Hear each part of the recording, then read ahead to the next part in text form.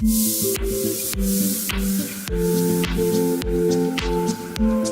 tout le monde, je vous retrouve aujourd'hui pour vous parler de mon parcours scolaire et de pourquoi j'ai commencé à avoir de la phobie scolaire.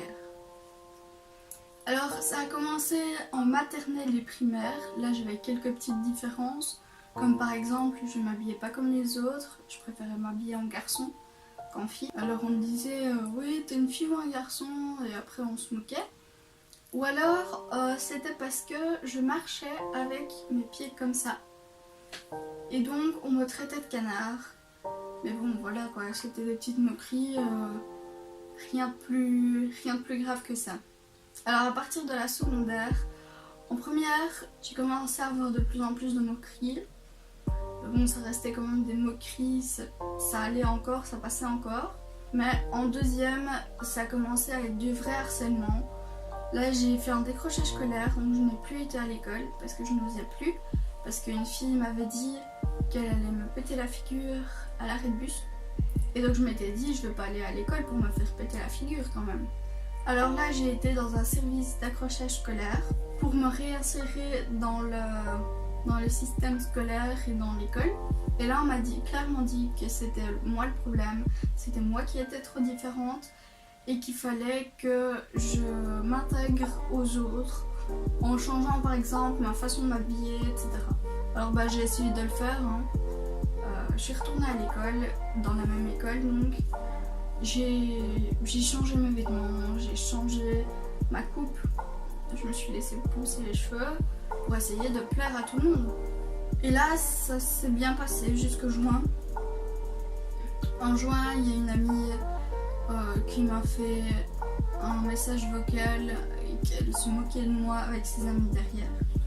J'ai été trouver la directrice, je lui ai fait écouter et je lui ai dit que j'avais peur que ça se reproduise en septembre. Elle m'a dit non, il n'y a pas de problème, cette fille-là justement va partir de l'école, elle ne sera plus là en septembre et donc tu n'auras plus de problème, il n'y a pas de souci. Et de toute façon, vu qu'elle va partir de l'école, vu qu'on est fin juin, on ne sait plus rien faire par rapport à elle. Alors ok, j'avais un peu d'appréhension, mais pas le choix.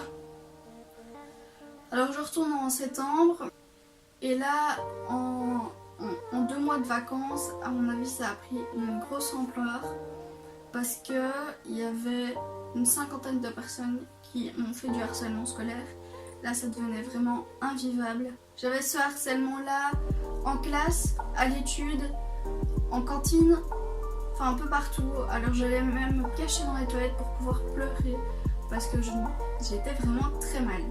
Là j'ai été trouver encore une fois la directrice, mais elle m'a dit oui je vais faire quelque chose, et puis finalement elle a été en classe, elle est venue et elle a dit que on devait être gentil avec moi.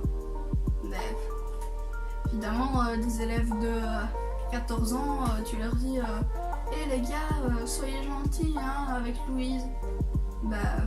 Évidemment ça va changer à rien, hein. Faut pas se leurrer. Alors je suis retournée à l'école, mais le mal était fait, j'avais énormément d'angoisse, je pleurais rien que de voir les élèves qui m'avaient harcelée. Et donc là j'ai décidé d'arrêter l'école, enfin d'arrêter d'aller à cette école là. Donc j'ai encore fait une fois un décrochage scolaire.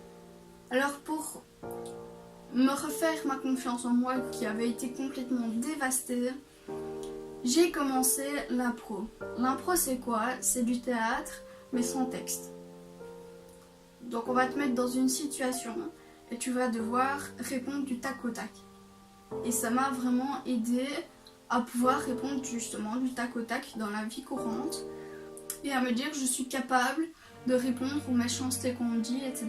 Parce que justement je demandais qu'on fasse ce genre d'exercice pour appréhender justement le fait que j'avais peur que ça se reproduise et que je n'arrive pas, comme ça s'était passé, à y répondre. Alors ça m'a beaucoup aidé aussi parce que là-bas on m'acceptait telle que j'étais. On ne me demandait pas de changer, je pouvais m'habiller comme je voulais et voilà quoi, tout le monde m'acceptait comme j'étais. Et franchement ça m'a prouvé que c'était pas moi le problème et que c'était les autres qui ne m'acceptaient pas telle que je suis et qu'il fallait me faire accepter telle que je suis.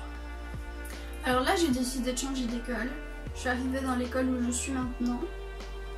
J'ai été vachement rassurée parce que dans le règlement de l'école, il est clairement marqué que le harcèlement scolaire est fortement banni par cette école, que ça peut même aller en justice. Et donc moi je me suis dit ouf, eux ils vont vraiment me prendre au sérieux si jamais il y a ce problème là, et au cas où j'ai des personnes ressources. Donc j'ai recommencé l'école et là ça s'est très bien passé, mais c'était sans compter sur la santé qu'elle est sans m'aider. En avril je me suis fait opérer parce que j'avais vraiment de plus en plus mal à la hanche. Et c'est justement à cause des problèmes de hanche que je marchais comme ça. Et ça devenait de plus en plus invivable.